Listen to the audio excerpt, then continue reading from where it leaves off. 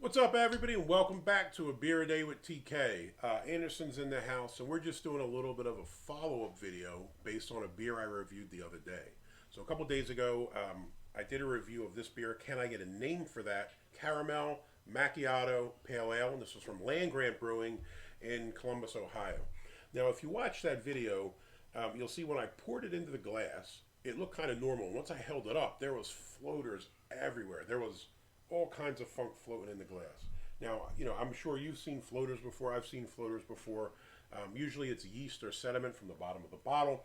And for the most part, I think once you pour your beer, once you get to the end, a lot of times that last little pour, you get all the funk in there, right? Right. But this was different. This was something like I've never seen before. It seemed to be completely throughout the glass. And I think what was odd about it is usually when you get the sediment, it just kind of settles over time. This didn't. It just kind of like hung there. Was it like that peanut butter beer where you had the chunks of peanut butter on your lips and things? No, it was honestly wasn't. Like that was. I know what that was. That was. Imagine you put peanut butter into a beer. The peanut butter probably sinks to the bottom, and some of it doesn't dissolve or whatever. I think of it like when you make a chocolate milk with Quick, right? You pour the powder in there, you put the milk in, you stir it. Right. You're always gonna have some little bits that don't kind of do their thing. Right. To me, I think that's what the peanut butter one was. And when I poured the end of the glass, it was in there, so near the top, and kind of got on my face, which was not great, but that happened. I thought it was hilarious. Yeah, I'm sure. I'm sure. This one, the stuff just sat there. And it was, like I said, so bizarre. Like, it didn't move. It just kind of, like, hung in space. And it was kind of, I can't say I've ever seen a beer like that. Now, what was odd was the beer tasted all right, but because of the floaters, I drank about, a quarter of it maybe, and I wasn't going to take any chances drinking the rest. So, luckily, Anderson had bought that beer out to me. And this is another beer from the same six-pack. Right. I had bought a 6-pack of it 4th of July weekend, and I drank a couple sitting around a campfire, but I never poured them in a glass. I was just drinking them straight out of the can. Mm-hmm. I can't say that I felt any sort of floaters while I was drinking it, but I wasn't looking that closely at it or paying that much attention. I mean, I'm sitting around a campfire after fishing all day. So we're going to try to do kind of a control here and see if this second can does the same thing. I'm not really sure what will happen, but maybe it is. Now, what is interesting, this is again supposed to be a caramel macchiato pale ale. We had some discussions with a couple of people, including my wife, who regularly drinks caramel macchiatos, and said that a lot of times if she puts in, was it OatMilk or something, that it tends to separate. Now, I don't know. I think, did this say this was OatMilk or something? Yes, it does say. So it could be that it's completely normal. There's nothing funky with it. It's just kind of a natural process of that oat milk being in the beer, and it separates. Yesterday you had a coffee kind of beer when we were over at Modcraft, right? What was that one you had called? Do you remember? MEC Mike Night. Oh, Amici. Amici was the coffee. Yeah, Amici's the coffee store next door to them. And they made that beer with the next door the coffee from the next door, and then they leave about maybe an inch left in the glass and top it off with some milk. Yeah. And they'll give you regular milk or oat milk. Yeah, you had the option of cow's milk or oat milk there, right? Right. What did you have yesterday? Regular milk? Regular milk. Yeah, okay. And it was absolutely delicious. It was a delicious beer. Sometime here soon, we'll be putting up a video about our beers with the brewers with them. And if you pay attention, you can see, because we're talking, you can see a little bit of separation in that beer. Mm-hmm.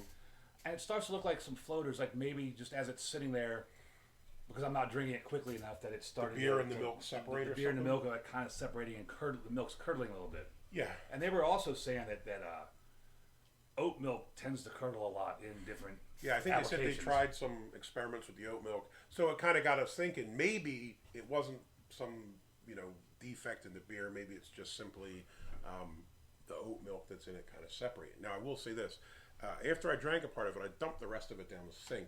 And when I poured it into the sink, you could see the little floaters, and they were kind of odd. I've seen yeast in beers, a million times. I know what that looks like. This didn't look like yeast. They almost looked like little caramel-colored tiny balls. It was really strange. And I started thinking maybe it was some caramel thing. Then we heard the oat milk thing. So, I guess we're going to try to find out if this can does the same thing. Well, the other thing that we found out when we were researching this, apparently, if you pour your milk or oat milk into coffee and it starts curdling, you're brewing your coffee too hot. Oh, the temperature. Yeah. The water's too hot or the coffee's too hot or whatever liquid you're putting it in. So maybe potentially this oat milk was put in a little too early in this brewing, in this batch of beer. and just made it curdle a little bit. Yeah, it could be, or maybe we're completely wrong. Yeah, Who we knows? could be just making up all kind of Yeah, who knows, right? It could just be horse nonsense. blankets. Who knows what it is? Horse blankets. Horse and blankets. old Indeed. Band-Aids. So let's give it a shot. You ready? Yes, now I let's will say see. this: when I did the last one, when I opened it, I noticed it started to like froth up right immediately out the mouth of the can before I did anything. So I'm kind of interested to see if it does it again. And Yes, it did. So I'm wondering if we'll get a similar result. You got the light there. I should have a light here. Yes. It would help if you poured a little better. Well, You did another knobhead pour. to be fair, that one was coming out the neck there before I I did know. anything. But I want to get the full can in it to see what happens. I guess we can pour some into yours. Now, that looks pretty clear. That does. Let's try this. See if it's. I don't know if you can see that, and I think you're going to put up a Yeah, I'm gonna try. better image of it. There's definitely stuff floating around in that. And again, I don't know. Let me get a photo of it with maybe with the iPad here. See if we can get a closer inspection. There's a whole lot of carbonation in that. And this is what I would have expected some of those glitter beers to look like, actually. Yeah. Now I will say this: what's kind of neat. Let's see. Where's a good? This is nowhere near as bad as that one the other day. You can kind of see some floaters down the bottom. Ton of carbonation, but I don't think this looks anything like that one the other day. Now let's try the other one here. Try this because this was what would have been the bottom of the can. And I think the last time I kind of Sounds did like there's something in there. the last time I did that and kind of did the Oh, swirl yeah. and pour. Oh, now, yeah. that has got some shit going on in it, my friend. And the lawnmowers have begun. They've already all mowed their lawns this morning. But you see, I can what's kinda attest to interesting, this. you see how it's just hanging there. It is. Like it doesn't look like it's going anywhere. And you know, after talking to the brewers and your wife and everybody, I bet you it is some sort of protein or something from the Milk. oat milk.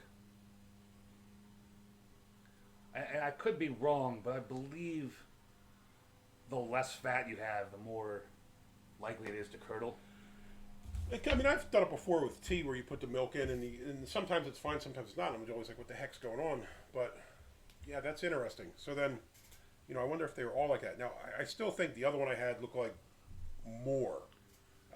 Pour them together maybe to see what happens. Ah, shit. I'm gonna get this. Good job. Ah, perfect. Save the day. Light that up. We'll see what it looks like underneath again. That was almost as good as you putting sugar in that. In the show number. Oh, look at that, man. Yo, 100%. You're right, though. This is what you would expect the It's like glitter beers to look like. It's like a snow globe. Yeah, it's pretty cool, honestly. I don't know that I want that going through my intestines. But again, after talking to everybody and researching it a little bit, I do think this is just Hold that for me. Let me see if I get a better video of it. from the oat milk. That's pretty crazy looking. Like, I think it's natural and the way it's supposed to be, and just from the addition of oat milk. I don't think it's anything bad or off or any sort of No, well, like I said, when I tried it the other day, it tasted problem. fine. It tasted okay, but like, you know, I don't know about you. I see that and I'm just like, yeah, I don't know if I'm gonna roll the dice on this one. But maybe that's the mystery of what happened on that beer last time. You know, I don't know. I drank 3 of them and lived. Yeah, well, I mean, they are from the same six-pack though, so I mean, I guess maybe theoretically, if there was a defect in one, You'd think it'd be an all. it might be at least in the same six-pack. So I mean, if they're from different six-packs or different dates or whatever, maybe you'd see something different. But it would appear our research has shown that this does look very similar to the other one. So is what it is. You know, if you guys have had any experiences with beers with oat milk in them, or milk, or you know, kind of maybe separation issues, or these kind of floaters, let us know. You know, what you think's going on here. We got any chemistry folks out there? Let us know, because I think we're speculating right now. But Definitely speculating on all yeah, this. but you could definitely, you know, you definitely see a lot going on in there, which is not necessarily bad, but I think it could be off-putting to some people who might think, oh my God, you know, something's off with this beer. So it'd be kind of interesting just to know a little bit more about it. So thanks for checking out this little extra video here. You know, again, I don't want to bash a beer and say that there's something wrong with it, so we do a little homework and kind of see, you know, what's going on with it. Like I said, when I drank it, it tasted fine. I liked it. I got a thumbs up, but I couldn't get those floaters out of my head, honestly. It just was something that kept kind of thinking like, what's going on with this? So, you know, maybe we know now, or maybe we're completely wrong. But is what it is. Thanks for watching the video. And again, if you guys got any information on beers that may have oat milk or things like that in them, let me know. Maybe we can get to the bottom of this mystery here. So, hey, thanks again, and I'll check you guys later. Cheers.